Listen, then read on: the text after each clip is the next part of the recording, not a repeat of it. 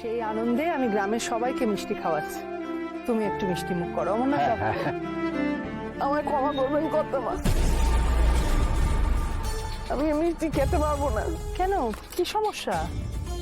আমার গলা দিয়ে কিছু নামবে না কর্তামা, আমি সেই অবস্থাতেই নেই। কি হয়েছে তোমার অন্নপূর্ণা? এই তো পঞ্চায়েতে সব ঠিক হয়ে গেল, তারপরেও কান্নাকাটি করছো। ইন্দিরা আবার ভয় দেখাচ্ছে নাকি? কর্তামা, আমার মেয়ে জমে 10 লাখ টাকা আর পঞ্চায়েতের ব্যাপারটা একদম মেনে নিতে পারেনি, তাই অভিমান করেও ও ঘর ছেড়ে চলে গেছে।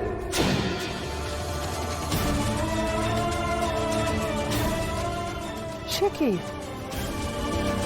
তা তুমি বা তোমার মেয়েকে সব সত্যি কথা খুলে বলনি কেন বলো তো? মেয়েদের কাছে মায়ের কিছু গোপন রাখতে নেই অন্নপূর্ণা।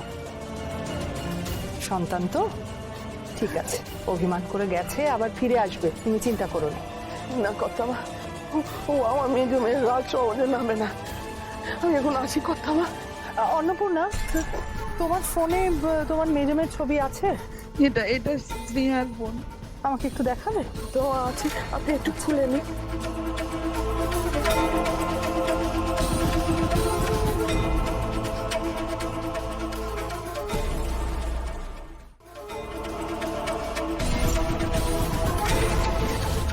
এটা তো তোমার বড় মেয়ে সাথী।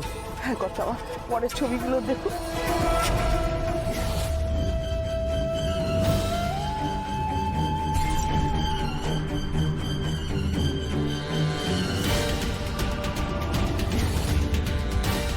এটা ছোট মেয়ে।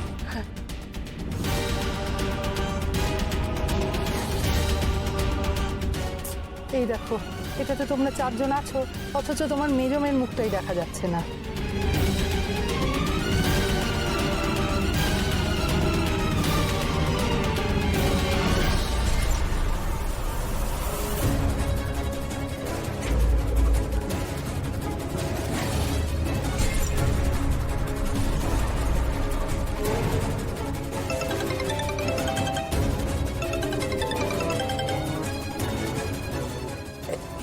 ফোন এসেছে।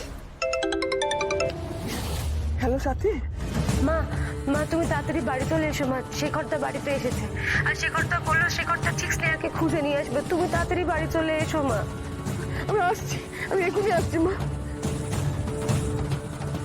কর্তামা, আমি হ্যাঁ, মেজমে বাড়ি ফিরে এসেছে? না না কর্তামার সামনে কিছুতেই শেখরের নামটা নেওয়া যাবে না। ওনার জামাইয়ের নাম শুনলে উনি কি ভাববেন কে জানে। কি হলো অন্নপূর্ণা, মেজমে ফিরেছে বাড়ি?